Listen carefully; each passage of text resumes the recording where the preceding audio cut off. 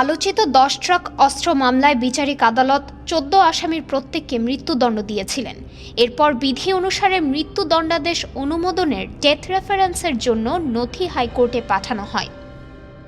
আর কারাবন্দী আসামিরা আপিল করেন।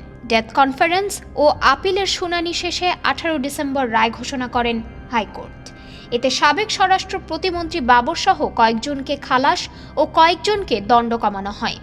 আদালতে রাষ্ট্রপক্ষে ছিলেন deputy attorney general Sultana Akhtar Ruby ও সহকারী অ্যাটর্নি জেনারেল মোহাম্মদ আসিফ ইমরান জিশান। আসামি পক্ষে শুনানিতে ছিলেন জ্যেষ্ঠ আইনজীবী এস.এম. শাহজাহান, আইনজীবী মোহাম্মদ আহসান ও মোহাম্মদ শিশির মনির।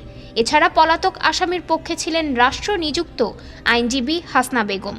রায় ঘোষণার পর লুৎফুজ্জামান বাবরের আইনজীবী শিশির মনির বলেন, এ মামলায় 14 জনের মৃত্যুদণ্ড হয়েছিল। তাদের ডেথ রেফারেন্স শুনানি শেষে আজকে রায় হয়েছে। 4 জন মামলার শুনানিতে অংশ নিয়ে খালাস পেয়েছেন। পলাতক নুরুল আমিনও খালাস পেয়েছেন। এরই মধ্যে মৃত্যুবরণ করায় মতিউর রহমান নিজামী ও আব্দুর রহিমের আপিল বাদ হয়ে গেছে। বাকি 6 জনকে 10 বছরের সাজা দেওয়া হয়েছে। ভারত চলে যাওয়া পরেশ বড়ুয়াকে যাবজ্জীবন সাজা দিয়েছেন। লুৎফুজ্জামান বাবরের বিষয়ে শিশির মনির বলেন, দ্বিতীয় তদন্তের ভিত্তিতে তাকে প্রধান আসামি করা হয়। তাকে আজকে খালাস দিয়েছেন এ কথা বলে তিনি বলেন, তিনি রাজনৈতিক উদ্দেশ্যে ভিকটিম। তার বিরুদ্ধে সুনির্দিষ্ট তথ্য প্রমাণ কেউ হাজির করতে পারেনি। জামায়াতের সাবেক আমিরের বিষয়ে শিশির মনির বলেন, আমরা মতিউর রহমান নিজামীর পক্ষে ছিলাম।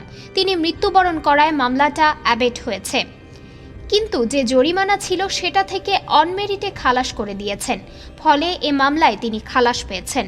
এর আগে হাইকোর্টে গত 6 নভেম্বর এ মামলার শুনানি শুরু হয়। 2014 সালের 30 জানুয়ারি 10 ট্রাক অস্ত্র আটক সংক্রান্ত 2টি মামলার মধ্যে চোরাচালান মামলায় বিশেষ ক্ষমতা আইনে 14 আসামিকে মৃত্যুদণ্ড দেন চট্টগ্রামের স্পেশাল ট্রাইব্যুনাল 1-এর বিচারক এস.এম. মুজিবুর রহমানের আদালত।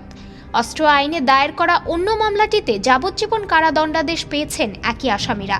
এছাড়া অস্ত্র আটক মামলার অপর ধারায় 7 বছর কারাদণ্ড দেন বিচারক।